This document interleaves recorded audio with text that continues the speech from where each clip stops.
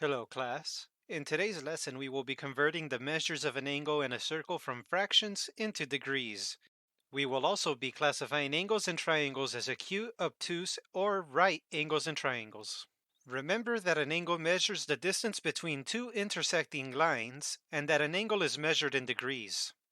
Before we begin converting fractions into degrees, we need to know how many degrees are in a circle.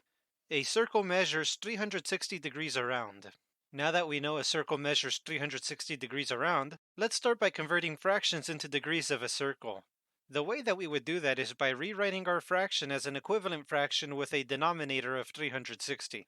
The reason that we want our denominator to be 360 is because a circle measures 360 degrees around. Once we have rewritten our fraction, the numerator is the measure of the angle in degrees.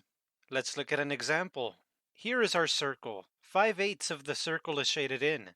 The first thing we will have to do is rewrite our fraction as an equivalent fraction with the denominator of 360. I am not sure what we can multiply 8 by to get 360, so how can I figure out what I should multiply by?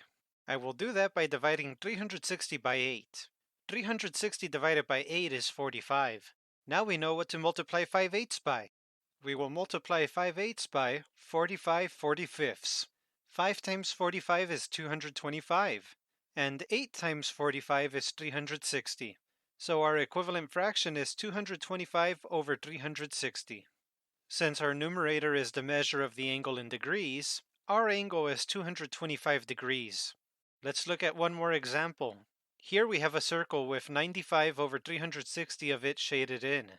Since our denominator is already 360 degrees, we do not need to rewrite it as an equivalent fraction. By looking at the numerator, I know that the measure of this angle is 95 degrees. Now, we will be identifying angles.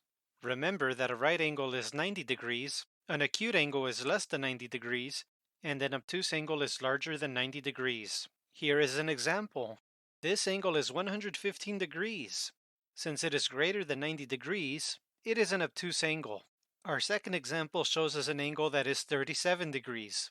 Since it is less than 90 degrees, it is an acute angle. Finally, we will classify triangles based on angles.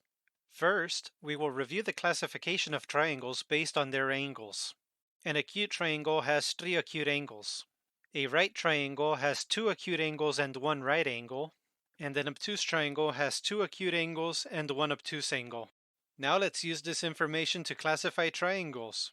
Here we have our first triangle. It has 1 right angle and 2 acute angles. That means that it is a right triangle. Here is one more example. This triangle has 3 acute angles.